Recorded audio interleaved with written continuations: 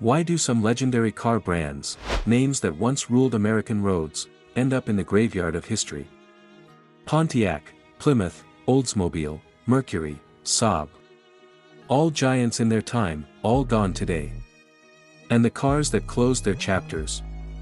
Some were disappointing, others were simply forgotten, but each one tells the story of why these brands died.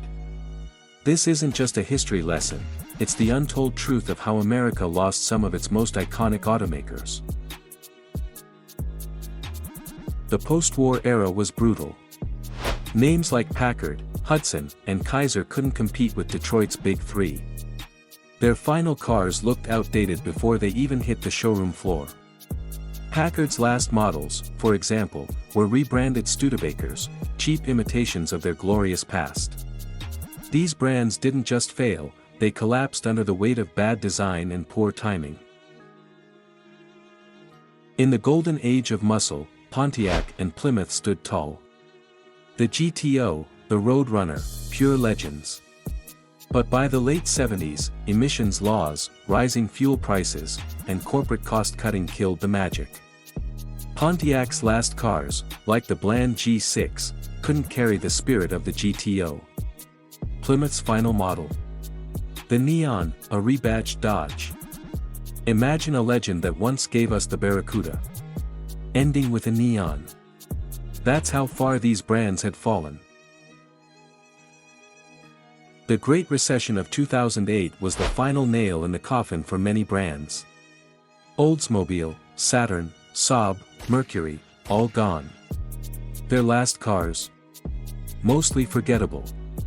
Who remembers the Saturn Aura or the Saab 9-5? These brands didn't die in a blaze of glory, they simply faded away, victims of bankruptcy and corporate indifference.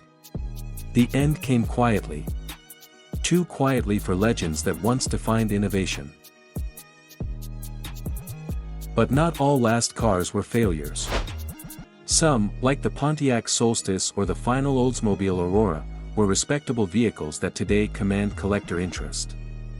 These cars are rare survivors, symbols of what might have been if these brands had been given a second chance. For collectors, owning one isn't just about the car. It's about owning a piece of American history's final heartbeat. So now the question is yours: why did these legendary brands really die? Was it bad management? Corporate greed? Or simply the changing times? Tell us in the comments which brand you wish had survived: Pontiac, Plymouth, Oldsmobile, or maybe even Saab. And don't forget to like, subscribe, and join us here at Auto Evolution Hub, where forgotten legends come back to life.